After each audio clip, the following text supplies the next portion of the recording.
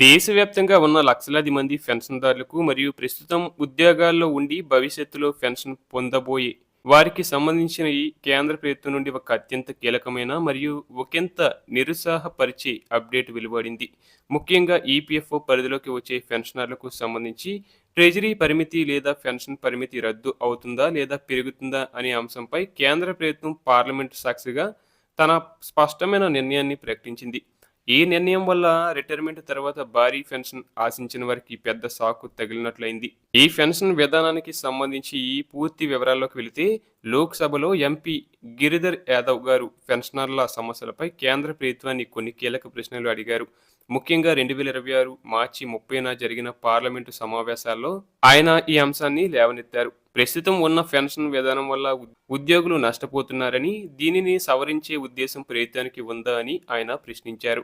దీనికి సంబంధించి కేంద్ర కార్మిక మరియు ఉపాధి శాఖ మంత్రి మన్సుఖ్ మండవీయ గారు లిఖితపూర్వక సమాధానం ఇస్తూ ప్రభుత్వ వైఖరిని అధికారికంగా స్పష్టం చేశారు. ప్రస్తుతం అమలులో ఉన్న ఎంప్లాయీస్ పెన్షన్ స్కీమ్ ఈపీఎస్ ప్రకారం పెన్షన్ లెక్కించడానికి గరిష్ట వేతన పరిమితి నెలకు కేవలం 15,000 రూపాయలుగా మాత్రమే ఉంది.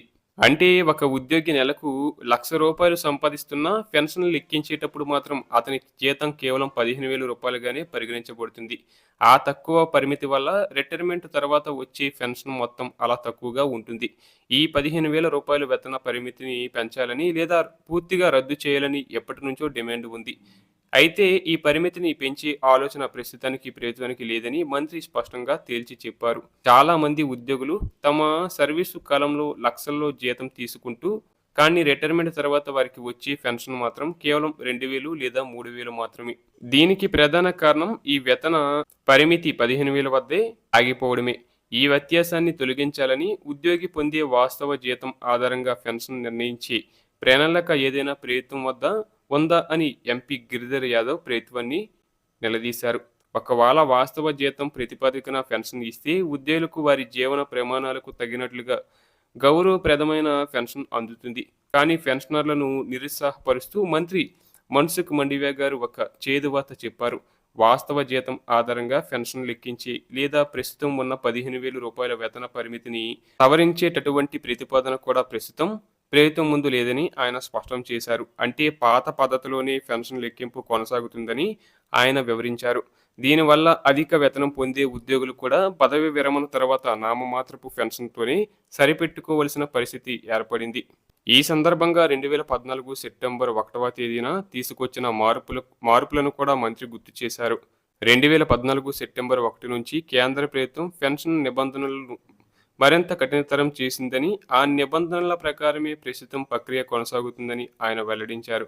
ఆ సమయంలోనే వేతన పరిమితిని 6,000 నుంచి 15,000 రూపాయలకు పెంచారు.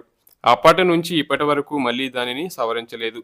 ప్రభుత్వం తన ఆర్థిక భారాన్ని దృష్టిలో ఉంచుకొని ఈ పరిమితిని పెంచడానికి సుముఖంగా లేదని అర్థమవుతుంది. మొత్తానికి పెన్షన్ పెంపు కోసం లేదా వేతన పరిమితి రద్దు కోసం ఎదురు చూస్తున్న కోట్లాది మంది ఉద్యోగులకు మరియు పెన్షనర్లకు ఇది ఒక పెద్ద ఎదురుదెబ్బని చెప్పవచ్చు.